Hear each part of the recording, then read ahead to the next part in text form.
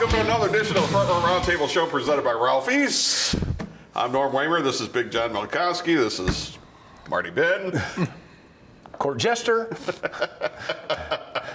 Sorry for not being with you last week. I had a little surgery up here, and it actually looked a lot worse than this. So my modeling career is pretty much over. You said that like it was a newsflash. That's the only part that was difficult. So it's healing up. Bear with me. So, and just don't get too close to the TV. All right. We're getting close to football. College has already started. Kind of. Yeah. I happened to be watching that game when the luck stuff came out. And I was so glad that something important happened because that game was unwatchable. John McKay should have been commentating where they said, "What did you think of your offensive execution?" He said, "I'm in favor of it," because that's what both coaches should have said after the game. It was like a Looney Tunes where they kept,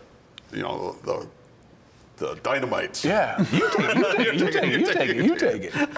Thank God. And then late in the game, when you should be playing cover two and touching nobody, you get back-to-back big pass interference. But so they had like 4 on that drive. Miami had like 10. And they still didn't score. Miami had 10 yards of offense, but possessed the ball for like 7 minutes, and had 10 yards of offense. There was like 60 yards or 70 yards of penalties. How do you?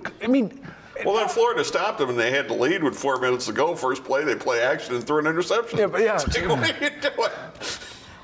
And Buckeye fans that used to blow my phone up for this, I told you before the show. Tate Martell couldn't beat out a freshman at Miami and was playing slot receiver the other night. Zip it. That was an overrated 5-star, not 5-star quarterback. He still can't throw the ball 12 feet accurately. Yeah, but Urban Meyer won with one of those guys. J.T. Barrett could throw a little bit. No, Are we talking about Braxton? You're talking about Braxton? I'm talking about Florida. He's talking about the baseball player. He won with a baseball player playing quarterback. Yeah, there you go. Yeah, but he was also a fullback, and he could run people over. There's the greatest of those videos that was played the other night in that special was him running over linebackers, because that's what he is, or a tight end, or a. Never mind. All right.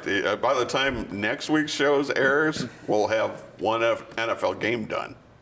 This Correct. is how quick this is going to happen here. All right. And as we air, Toledo will have just pulled off its second upset of an SEC team on the road in the last 8 years. How much? How much? We can discuss that after. What's the second one, by the way? They beat Arkansas. Oh, Kentucky and Arkansas? No, Toledo beat Arkansas, and then by the time this airs, Toledo will have beaten Kentucky. So there you go. It'll be 2 in the last 8 years. Can I parlay that? Just saying. Yes. We're not supposed to use terms like that, are we? Our usual bet. $1. Seen trading places. There you go.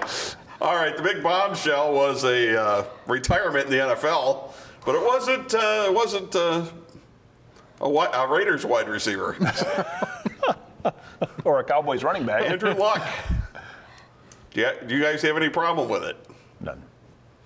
It's his body. It's his choice.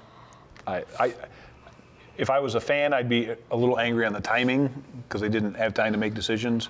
But from what I've heard, the team doctor's really trying hard to figure out the ankle. They haven't figured it out. He's not 100%. He did that with the shoulder 3 years ago, and it worked out poorly, and he just said, I don't want to do this again. Oh, and you can't blame him. Like 40 of the last 48 months, he's been either in surgery or on rehab for shoulder, ankle. Lacerated, kidney? Yeah. Cracked ribs, shoulder, ankle. I mean, he did. Shoulder twice. I mean, he's gotten pummeled. His first couple of years, he got the living snot beat out of him. The thing that I took away, you listen to Andrew Luck, and then you listen to Gronk earlier this week when he was talking about all his stuff. I don't know how, as a parent, you can think you want your kid to play NFL football.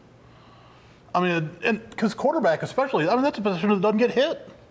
They have done everything they can to make sure those guys do not take a hit. Well, some quarterbacks like Tom Brady don't get hit much because they figure out how to either protect them or they get rid of the ball quick. I mean, I think Luck's issue is he was too big, too strong, and decided to hold the ball too long sometimes. He would hold the ball too long. Yeah, and he make those great throws and hadn't learned not to do that. I think some guys are so hyper competitive. I mean, he had every tool you could ever want in a quarterback. And oh, by the way, if you did listen to him this week, the one other takeaway you could get is the Stanford education is clearly better than whatever Gronk went. Because boy, if you listen to the two of them talk about it all, there's a bit of a gap in terms of. They were both Pac-12, though. Eloquence. There's a bit of an eloquence gap, yeah. So I watched a lot of Luck in college because Griff Whalen being there from Southview. But if you want to have some fun, Google Andrew Luck and Dan Dockich. Because Dan's all over that. Yeah, he is on the total other side. He ripped into him pretty good. And continues. Yes. Although my favorite And I don't really agree with it. has been the beatdowns of Gottlieb. Well, you got a former college basketball player telling an NFL quarterback that he's not tough enough. Yeah, but the thing is, every time he says something, everybody goes, "Well, you stole a credit card in college." That was 30 years ago. I mean, he can't have a take now because 30 years ago he stole a credit card. You just don't question somebody's toughness. If you play in the NFL, you got a certain level of toughness already. Well, if you're Berline and saying, I respect the decision, I don't respect the timing and whatever else, that's different from a guy who played the position and knows what it does with a team than Gottlieb hawking from the side. So I do think some of that's relevant to what your basis is. Yeah, but who's saying that Berline's being smart? Well, How many surgeries has he had? Did he say he had? Like 16 surgeries over 12 years or something like that? Yeah, as a career backup. So apparently that's not that safe either. Well, I think you're going to see more of this now that the salaries have skyrocketed like they have. And the signing bonuses and the guaranteed money's up. I mean, because, and the Colts not going after the $23 million or whatever it was they owed Luck. But, I mean, I think the days of the Mark Schlereth, I had 22 knee surgeries and, played 2 weeks later, I think that's done. I mean, I don't know why these guys would go after that. Keep doing that year after year if you've already got that much money in the bank. Yeah, see, I don't have any problem with that at all. I wanted to pull this out, and this seems like a good time to pull this out, and I know we only got about a minute and a half or so in this segment.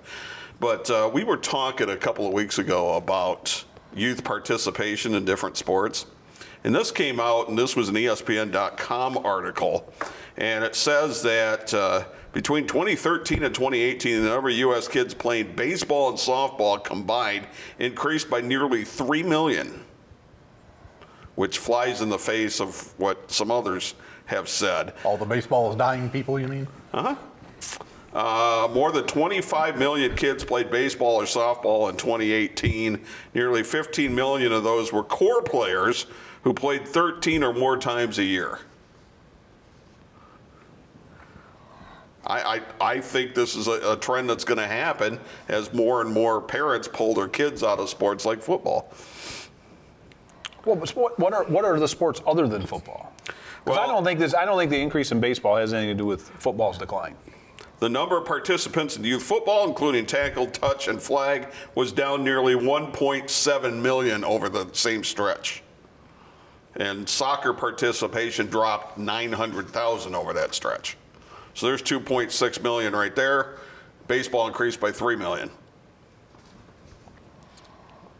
I refuse to give you my theory on this on the air. I'll tell you at the break. You can't do that's that. good for the show. You can't do that to the audience. All right, I'm going to make Marty tell you what he said during the break when we come back. Okay. It's from our Roundtable show presented by Ralphie's. Bring yourself to Ralphie's. Yeah, it's that good. Chill out today at Ralphie's with their frozen margaritas and daiquiris. And get half-priced wings after 9 p.m. 7 days a week. What goes great while watching baseball games on our many screens? The quarter-pound all-beef dog basket, served with a pop or draft. Daily for just $9.99. Bring yourself to Ralphie's. Yeah, it's that good. What can you expect from working with Fairway Independent Mortgage Corporation? Our branch manager, Marty Bin, can help you navigate through the loan process with the service and speed you deserve. Contact Marty today to get pre-qualified. Make your home buying dreams a reality. Call 419-481-8696 to speak with Marty Bin today. Powerbomb Wrestling back in Toledo coming up on Sunday, September the 22nd. It's September Showdown and a double main event. The champion, Brandon Day, will defend his heavyweight title against Sexy Sean Casey. The PBW Tag Team titles will be on the line. The new champions, the Mad Enforcers, against the Circus of Pain. Get your tickets in advance, pbwexcitement.com. What is going to be a fantastic show. Sunday, September 22nd, St. Clements Hall in Toledo.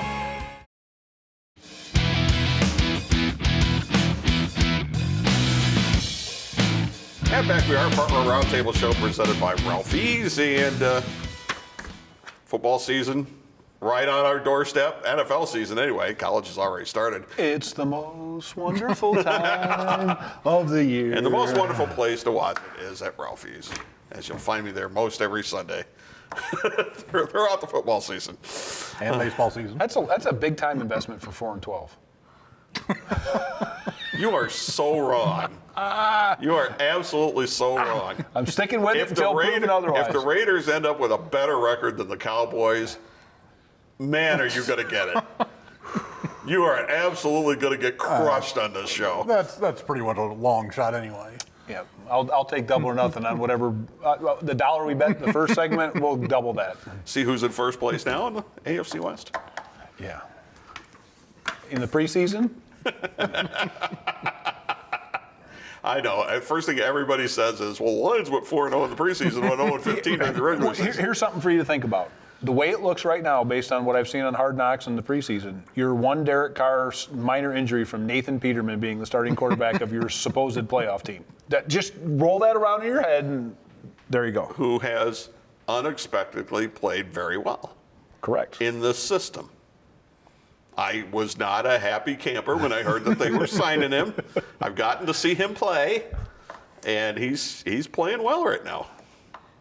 Against third stringers and guys. Probably going to win that backup job. I mean, he played 3/4 of the game the other night, so. And he didn't sort of kind of outplay Glennon. He eclipsed him. Well, he didn't turn the ball over. Right. Glennon did. So that's probably part of it. Isn't that job number one at your quarterback? Don't. Score, I think, would be number one. No, don't turn the ball over and score occasionally. Well, you can't score if you turn the ball over, obviously. I understand. But if you don't turn the ball over and you don't score, what good are you doing either? Well, There are a lot of defensive-minded teams that would take that, and we'll win 3-0. Did you watch the Super Bowl last year? Does that really count that he outplayed Glennon on an 80-yard field in Vancouver? It was still football. It was actually a 90-yard field, if I'm not mistaken. I don't know. The best thing about this year on Hard Knocks has been listening to Chucky just ramble and go crazy and say all the things unfiltered that he can't say on network TV. It is. I wish you could have a whole season of him mic'd up so we could listen to all the unfiltered crap. I'm not rich enough to have HBO, so I haven't seen any of it. Oh, it's been epic. I just want to see them do what Lou Brown told his players in Major League for wasted sports writers' time and hang around and give them an old Popeye chicken sandwich. We were talking about that earlier, too. So is anybody in college football actually going to jump up and get into this playoff that... Well, 2 teams have to. We already know 2 of the teams. Who do we know? Alabama and Clemson are going to be there. What he said. We don't know who the other 2 teams will be, but it doesn't matter. No, I mean Washington doesn't beat any of them. I mean some other SEC team. No, Georgia again. At some point, it won't be Alabama and Clemson. This year or Now the problem in the is next few years? Clemson, I totally agree with you, because they have a ton of people back from a team that won it all. No, Alabama just reloads. It's rows of teeth on a shark there. Yeah. I mean, there's guys that are backups there that would start everywhere else, not anywhere else. You'd think everywhere anybody else. in that Florida-Miami game would knock anybody off? Oh, that was awful. That game was unwatchable. I've seen high school games with better execution. See, and the problem is Georgia does not play Alabama in the regular season this year. Right. So Georgia's going to go undefeated. Alabama's going to go undefeated. and then everybody's going to bitch about one of those two, whoever wins or whoever loses the SEC championship. Especially if it's really still has to close go and it's into an the- exciting game yeah. and they've beaten everyone else all year. So you're still going to see two SEC teams probably in the championship or in the I playoff. think the best case scenario is that Jalen Hurts leads Oklahoma to a win against Alabama in the playoff. Like, if you really don't like Alabama, that's poetic justice. Come on. Go with me on that. And Ohio State plays Georgia and Fields beats Fromm. That would also be pretty fun. Rooting for Alabama is like rooting for the Yankees. I mean, it's, it's Clemson's like rooting for the Astros then. yeah, but they don't have the history Alabama does. They're quickly amassing a bit of either cult following or cult hatred because. Did you guys get any? And the Dabo walking on water, current like sports take on things, knock it off. You know, it's for Michigan. What happens? What happens if they don't win that game in late November? It's about the end of the road, I think. I have a good friend who's both a Michigan fan and a Browns fan, and I said, buddy, I just want you to know if the Browns miss the playoffs and go like 7-9 or 8-8 again, and then Michigan doesn't beat Ohio State, I'm sending somebody over to your house to put you on suicide watch, because I mean, with all of what it would be, because you got a rookie head coach and a first-year quarterback who's never been in the system at Ohio State. You got all these Browns expectations. I don't know what it'd be like. I mean, what if another 8-4 and lose to Ohio State at Ann Arbor happens, and then the Browns go 8-8? Yeah, I truly worry about him. If you're watching, buddy, I'll be there if it happens. I'll help. Can you explain to me how somebody is a Michigan fan and a Browns fan? How's that work? It makes zero sense to me. I was going to say something about it's basically IQ driven, but I mean, it felt like I was really cutting on a lot of angles there. I mean, the Ohio State Stop thing, texting me. you live in Ohio, and rooting for Detroit. Detroit's closer than Cleveland, about half the distance. So if somebody's Ohio State and Detroit, I get that. But Michigan and Cleveland, I don't get it at all. I can explain it very easy. When he grew up, Michigan was thumping Ohio State all the time, and the Lions have stunk forever, and Cleveland was decent for a while. Bandwagon jumper. Well, I'm saying he picked he picked the two closest teams that didn't stink. Because at the time, Ohio State was in the middle of getting thumped all the time, or most of the time. At least when I jumped on the Raiders bandwagon, I was like 6-7 years old. Whatever year that was when Dempsey kicked the 63-yard field goal. That was Was it 70 or 71? I don't Sounds remember. right. That was the last game I rooted. I was one. I don't remember that one. Oh my God! Go look it up. I'm sure it's on YouTube. I'm saying I don't remember. I don't remember it live. Alex Karras was laughing as they were lining up because they set the ball down at the 37 on the other side of the field. Because at the time, the goalposts were on the goal line. Exactly. Exactly. Did you guys, by the way, did you get in any fantasy football leagues? Not me. My drafts are upcoming. Well, drafts. you did the draft on the show last year. Yeah. They're upcoming. I had one this past weekend. I have someone who's, I would say, not a close friend, but a good friend, and he and his wife are in a league together, and she had Lamar Miller, and he had Andrew Luck because they've already drafted. And I said, well, there's marital bliss. That's why you don't. That's on you and your commissioner for being My goofy. draft was Saturday, and yes, I took Lamar Miller. About 3 hours early. Now, to be fair, I had Watson and Hopkins, so I had that Houston connection. Oh, the worst part was As long as you got Duke Johnson as a backup, you're okay. But O.J. Simpson took Andrew Luck in his draft. So now, he's now he's going to have to cut him. And I heard he's pretty good at that.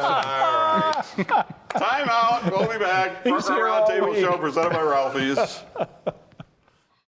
Bring yourself to Ralphie's.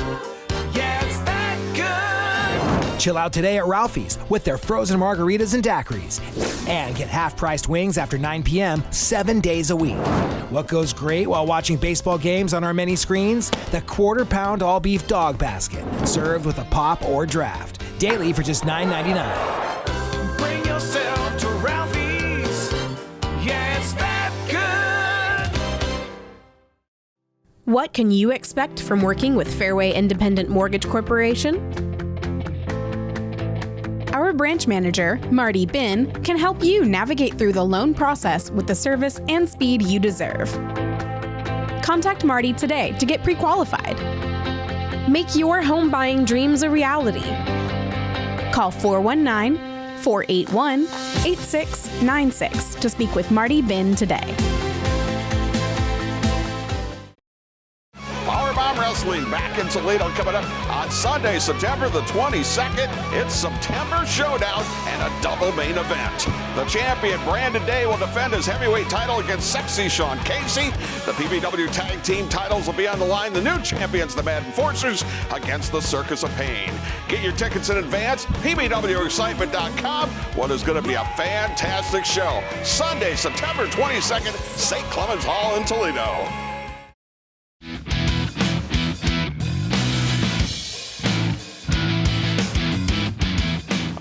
Welcome back from our Roundtable show presented by Ralphie's. All right, by the way, we're selling those here at the bottom of the screen. So if you want to cut through the clutter and get that shown and get the results that Marty's been getting on it.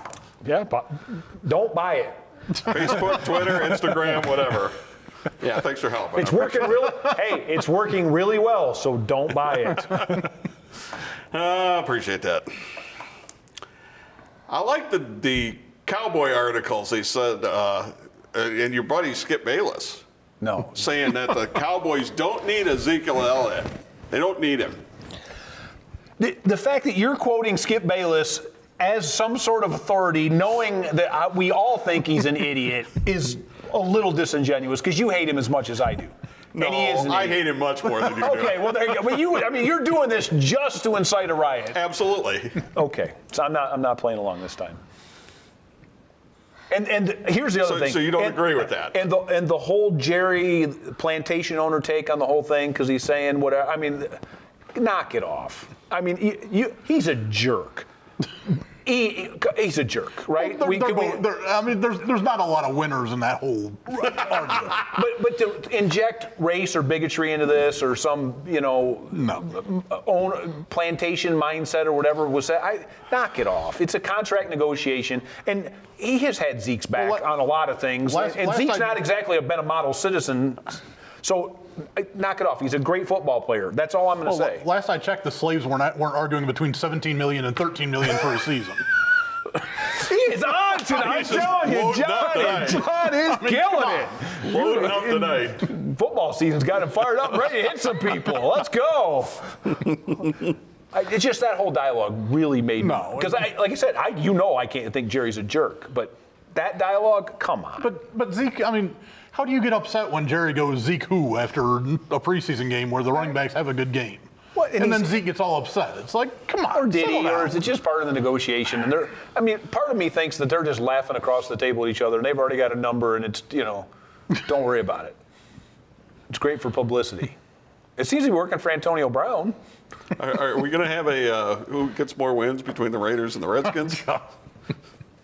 I don't know. You think the Raiders can win four? I'm taking the Raiders on that. So all of a sudden, I'm taking the Raiders. Yeah. I was going to ask who you thought might break out this year, because Marty thinks the same teams win every year. Now some of the projections for that AFC South, now that Luck's retired, has nobody winning 8 games. Correct. Well, okay, so there's a toss-up division. Like the Lord and Savior Nick Foles has gone down to Jacksonville now, and they're relevant. Well, Tennessee is a good team, except that their quarterback How many rings does Nick Foles have? He's not going to finish the season as a starter there. How many rings does Nick Foles have? 1. How many does Tony Romo have? How is that relevant? It's not. You're awful right now. I mean, you're just throwing things out. It's just little Norm bombs out there to see what happens. Okay, so the rest of that division is awful. The AFC East is still a layup. It's the Patriots and everybody else. I'm not a true believer that the Browns are elite in that. So that could be a Browns, Ravens, or Steelers. We can agree the Bengals. Steelers still win. But the Bengals are awful. Yeah. Okay, so you might have if any of those 3 win, is it a surprise? So there's no breakouts in the AFC. I think Raiders. We Ubered Norm home tonight so he didn't drive because apparently he'd been at Ralphie's pre-gaming before tonight's show. I can't wait to pull this out later. Go ahead. Go ahead. Yeah, bookmark this one on YouTube. The Broncos are not coming out of nowhere. So that's the Chargers or the Chiefs. Okay, what's left in the AFC? The Raiders. Okay, again, you've had too many to drink tonight. Beyond that, and in the NFC, I think you could think to yourself that the Panthers could have a comeback season. I think you could make a case that. Yeah, but Cam Newton's hurt already again. I don't think it's anything serious, though. But assuming he was healthy and the shoulder's okay, with the rest of the talent they have around there, I think you could make an argument that they could kind of sneak into somewhere. And I really wonder whether Minnesota could put together a decent season with the less difficult schedule and a second year, and if the defense gets back on track. Because I'm not a true believer in the Bears. Some think the 49ers might be one of those teams. Those are the same Bay Area people that think that the Raiders are going to win 12 games. It's the same people who've been saying Jimmy 12 Garoppolo. games? Who said 12 games? I don't know. You said they're going to win. They're going to go 50-50 in the division or something, which is. No, I said they wouldn't go 0-4 against San Diego and Kansas City. That's what I said. I know. You guys were pegging them for 1-5 in the division. They're not going to go 1-5 in the division. Sticking with that. They split. They split with Denver and lose the other 4. Yeah, I agree. Not going to happen. Oh, I know you agree. There you are. This is going to be so much fun as the season goes along. But it's Cowboys, Philly. No, it's not. It's Philly and then everybody else. Oh, okay. But in terms of chances to make the playoffs, because the other two are. not I'm sorry, you're Cowboys, not. Phillies. No, Philly. the Redskins are tanking for Tua, I think. But Okay, why we got a little bit of a time here? I want to know, why is Justin Verlander so cranky? I think Marty hit it on the head before the show. Kate Upton cut him off. It's the only logical explanation. So MLB's got tiny balls and he's got blue balls. I mean, that sounds like a cranky combination. There it is. I can't believe you just said that on air. Yes, you can. Oh, it's nice doing a show here while it lasted. Wow. Well, come on. You know the balls are smaller, so they're flying All further. right, okay. We can get Not off that those, part of the argument. The other one. I don't know why he's so cranky. Because he lost 2-1 to the Tigers on 2 solo shots. That made him, the all-time worst. By 2 guys that are barely major leaguers. Yes. If I had another topic to switch over, I would right now. Come on. No, he was up like 10-0 or 10-1 or something, got thrown out of that game for arguing balls and strikes in a game he hadn't given up any runs or hadn't walked anybody.